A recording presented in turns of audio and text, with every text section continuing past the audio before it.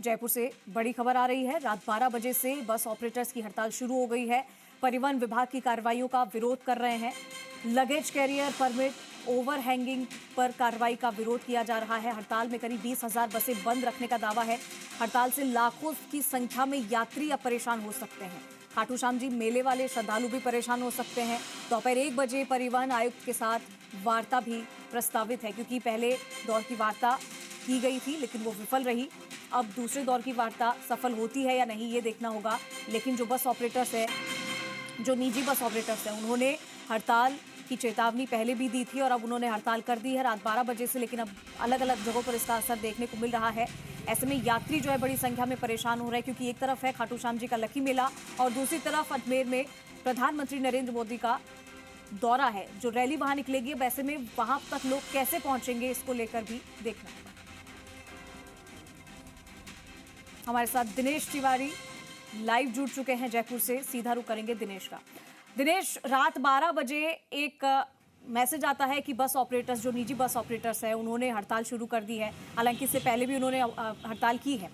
तो ऐसे में हड़ताल का असर सबसे पहले तो बताइए कि कितना देखने को मिल रहा है अलग अलग जगहों पर। बिल्कुल, देखिए रात 12 बजे से निजी बस ऑपरेटर्स की हड़ताल शुरू हुई, लेकिन इससे पहले प्रशासन के साथ वार्ता हुई।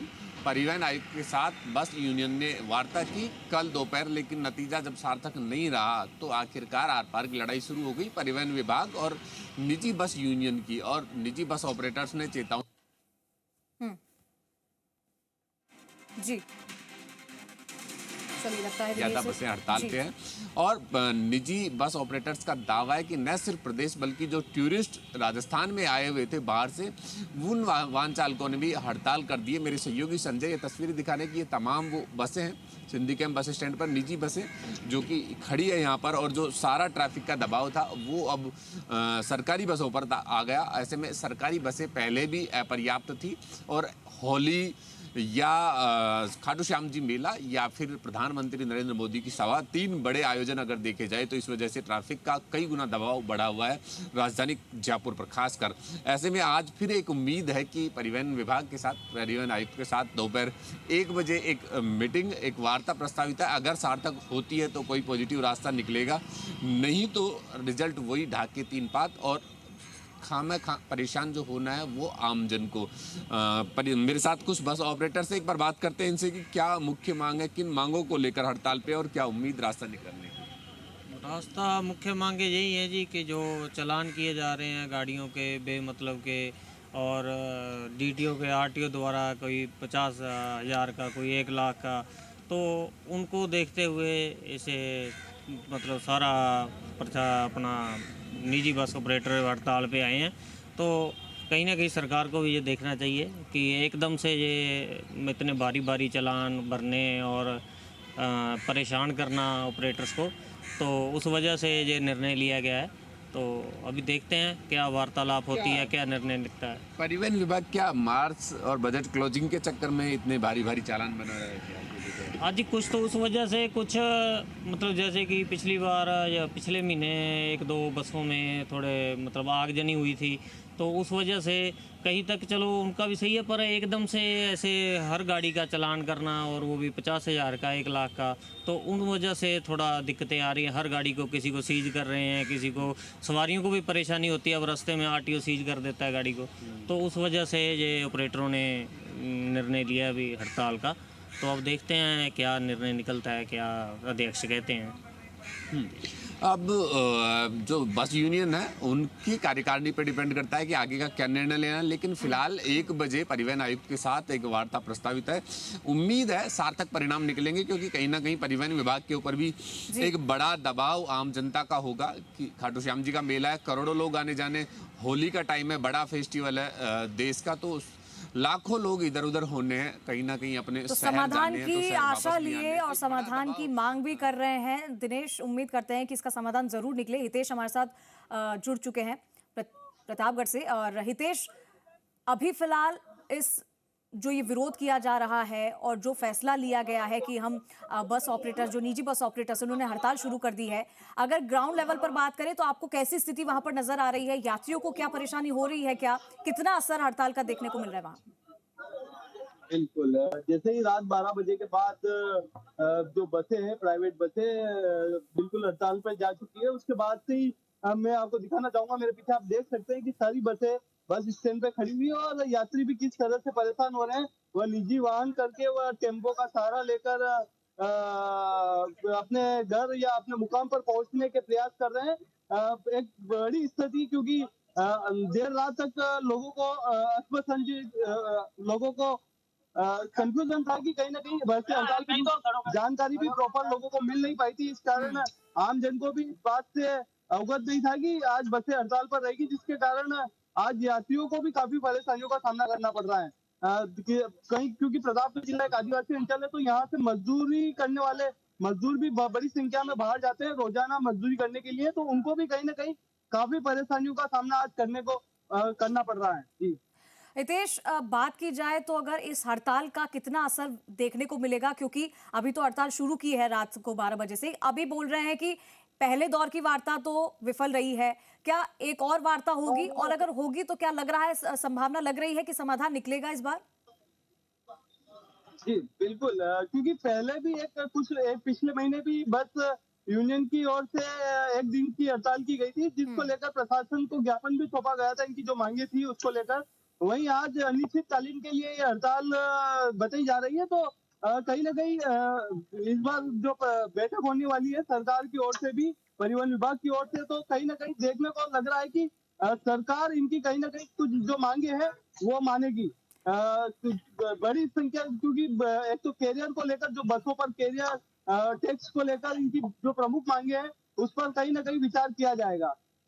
ठीक है दिनेश, अब हड़ताल तो कर दी गई है, लेकिन इससे घाटा नुकसान दोनों तरफ से हो रहा है, बस ऑपरेटर्स को भी, यात्रियों को भी हो रहा है। अगर हम डेली रूटीन की बात करें तो रोजाना का कितना घाटा बस ऑपरेटर्स को होने वाला है, निजी बसों ने जो हड़ताल कर दी है उससे, और यात्रियों को? देखिए, दोनों ही क्षेत्रों में और परिवहन विभाग को भी कहीं ना कहीं घाटा होगा, क्योंकि परिवहन विभाग का भी राजस्व का नुकसान हो ही रहा है। और निजी जो बस ऑपरेटर्स है उनके ऊपर भी आर्थिक रूप से बड़ा दबाव ये आएगा कि जब बसें बंद खड़ी है तो कई ऑपरेटर्स ऐसे हैं जिनकी 5-5, 6-6, 1-1 दर्जन बसें चल रही है, तो उनके ऊपर भी फाइनेंशियल दबाव आएगा और आम जनता को तो परेशान होना ही है। इस लड़ाई में परिवहन विभाग और बस ऑपरेटर्स की इस लड़ाई में पिसना जनता को ये भी निश्चित है। लेकिन परिवहन विभाग का जो कहना है वो सुरक्षा को लेकर एहतियात बरतने के लिए इस तरह की कार्रवाई की जा रही है। बस चालकों द्वारा सुरक्षा नियमों की पालना नहीं की जा रही, तो वहीं बस चालक जो है, निजी ऑपरेटर्स जो है, इनका कहना है कि कुछ बसों में कुछ समय पहले आगजनी हुई थी और सपोर्ट भी कर रहे हैं। इनका ऑपरेटर्स का सहयोग भी परिवहन विभाग के साथ कि सुरक्षा एहतियात के लिए जांच होनी चाहिए, लेकिन उस जांच के नाम पर बस चालकों के ऊपर, बस और ऑपरेटर्स के ऊपर अनैतिक रूप से जो दबाव बनाया जा रहा है कैरियर को लेकर, बस के कैरियर को लेकर, लगेजिंग को लेकर और परमिट को लेकर, इन सब को लेकर एक जो बड़ा आर्थिक रूप से चालान किया जा रहा है, वो चालान का एक बड़ा दबाव ऑपरेटर्स के ऊपर आ रहा है। ये बड़ा आक्रोश है। इसको लेकर समझौता वार्ता भी हुई, लेकिन वो सार्थक नहीं हुई। आज फिर उम्मीद है 1 बजे कमिश्नर के साथ में, परिवहन आयुक्त के साथ में एक वार्ता रखी गई है ऑपरेटर्स की, तो वो वार्ता अगर सार्थक होती है तो उम्मीद है कोई रास्ता निकलेगा, नहीं तो रात 12 बजे से जो अनिश्चितकालीन चक्का जाम की जो घोषणा निजी ऑपरेटर्स ने की है, वो स्थितियां स्पष्ट मेरे सहयोगी दिखा रहे हैं कि सिंधी कैंप का ये एरिया पूरी तरह खाली पड़ा है। कुछ बसें जो जहां खड़ी है वो वहीं की वहीं खड़ी है, और जो पार्किंग में जहां खड़ी है बसें, वो पार्किंग से बाहर नहीं आ रही है। ऐसे में आमजन को तो परेशान होना ही है। ये वो जगह है, यहाँ से लोग सैकड़ों किलोमीटर की यात्राएं करते हैं, राजस्थान से बाहर जाते हैं, राजस्थान के दूरस्थ जिलों में जाते हैं, तो यहाँ सन्नाटा पचरा पड़ा है, तो कहीं ना कहीं बड़ा आर्थिक नुकसान तो होना ही है। और दिनेश, दूसरी बात ये भी है कि खाटू श्याम जी का लखी मेला भी है, वो भी चल रहा है। ऐसे में यात्रियों को बसेस की तो जरूरत होगी। दूसरी तरफ अजमेर में जो रैली है प्रधानमंत्री नरेंद्र मोदी की, वहां पर भी लोग जाएंगे, तो ऐसे में पहुंचेंगे कैसे जब बसें ही नहीं चलेगी? तो दर्शक देखिए, सबसे बड़ा देखा जाए तो खाटू श्याम जी का मेला है और होली का फेस्टिवल है। आगामी 5 दिन बाद होली का फेस्टिवल है, तो होली के लिए भी लाखों करोड़ों की तादाद में लोग राजधानी जयपुर से इधर उधर होते हैं और जयपुर के आसपास के क्षेत्रों में वापस भी आते हैं। कई दूरस्थ राज्यों से आते हैं, कई दूरस्थ जिलों से लोग आते जाते हैं। तो परिवहन विभाग के ऊपर बड़ा दबाव वो रहेगा और खासकर सरकारी बसों पर वो दबाव आएगा। सरकारी बसें पहले भी अपर्याप्त थी और अब ऐसे में जब निजी बसों की हड़ताल हो जाती है, पूरी तरह चक्का जाम हो जाता है, तो कहीं ना कहीं करोड़ों लोगों की जो आवाजाही होगी वो कहीं ना कहीं प्रदेश की अर्थव्यवस्था को तो प्रभावित करेगी, लेकिन इस परिवहन विभाग को भी वो प्रभावित होगा। इसी को लेकर अगर आपके आसपास कुछ लोग हैं तो दिनेश उनसे बात करने की कोशिश कीजिए, उन्हीं से जान लेते हैं ना कि उनको कितनी दिक्कत हो रही है इससे। देखिए, ये चंद्रश्री, यहाँ जो लोग हैं वो लोग हैं जो यहाँ मजदूरी करने के लिए आते हैं, दिहाड़ी के लिए, और जब सवारियाँ नहीं हैं तो बात करते हैं। आप कहाँ से हैं, क्यों, क्या लोकल यहाँ किस वजह से आते हैं? ऑटो चलाते हैं। ऑटो चलाते हैं। अब आज से हड़ताल है तो क्या स्थिति है? स्थिति खराब है भी, क्या नाम से, जब सवारी नहीं, बसें नहीं आएंगी तो सवारी कहाँ से मिलेगी? जब ऑटो वाला क्या करेगा? ऑटो वाला बेचारा क्या नाम से सवारी के बलबूते पे आता है, बसों के इंतजार में, बसें नहीं आ रही, हड़ताल है, तो हड़ताल है तो सवारी नहीं है। तो सुबह से बिल्कुल फ्री बैठे।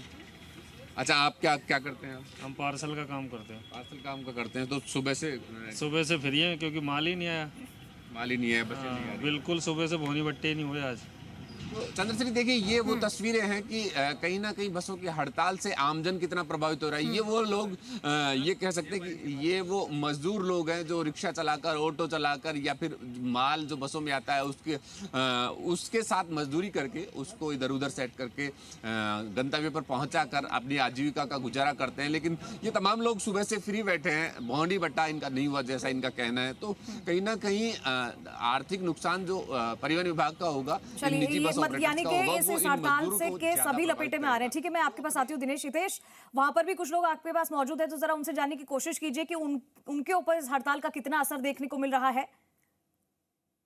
जी बिल्कुल, यहाँ पर भी मजदूरी के लिए आए हुए लोग जो अन्य क्षेत्रों में जाना चाहते हैं, मैं इनसे पूछना चाहूंगा, कहाँ से पूरा कहाँ जाना है? ऑटो का। तो आज जैसे हड़ताल है तो सवारी नहीं मिली होगी, कैसे क्या आप इसको देख रहे हो? सबने गाड़ियां बंद कर दी, तो सुबह से बोली बता तो खाली है घर से। कहाँ से आओ आप? औरी से। कहाँ जाने? तो बस नहीं मिली है तो क्या परेशानी का सामना होता है? क्या सामना है, गाड़ी की है तो गाड़ी वाला पैसा ज्यादा मांग रहा है। कितने? और तो मांग रहा है आप कहाँ से आओ बाबू? तो बसें बंद है तो आम लोगों को क्या परेशानी हो रही है? परेशानी होगी तो सब लोग काम से आ रहे हैं। बिल्कुल, आम जन का यही कहना है कि एक बड़ी परेशानी उनको झेलनी पड़ रही है, क्योंकि अब बसें बंद है तो उनको निजी वाहन करने पड़ रहा है, और निजी वाहन करने पर उनको एक बड़ी रकम उनको देनी पड़ रही है। जी, अभी इसको लेकर सरकार का क्या कुछ रिएक्शन सामने आया है? क्या व्यवस्था उन्होंने, वैकल्पिक सुविधा, कोई वैकल्पिक ऑप्शन कुछ तो दिया होगा इन यात्रियों के लिए जो भी सफर करते हैं? मैं बताना चाहूंगा, क्योंकि प्रतापगढ़ में प्राइवेट बस स्टैंड के साथ टेम्पो यूनियन की भी उन्होंने हड़ताल में सहयोग किया है। और बात करें तो रोडवेज बस, क्योंकि प्रतापगढ़ में सिर्फ केवल रोडवेज, क्योंकि ग्रामीण परिवहन सुविधा यहाँ पर ज्यादा नहीं होने के कारण लोगों को वैसे ही परेशानियों का सामना करना पड़ता है, और आज बसें भी हड़ताल पे है तो कहीं ना कहीं उनको ज्यादा परेशानियों का सामना करना पड़ रहा है। हालांकि रोडवेज बसें हैं, लेकिन रोडवेज बस भी नाम मात्र की रोडवेज बसें जो चलती है उनका सहारा लोगों को लेना पड़ रहा है। ठीक है हितेश और दिनेश, आप दोनों का शुक्रिया तमाम जानकारी के लिए। तो देखिए,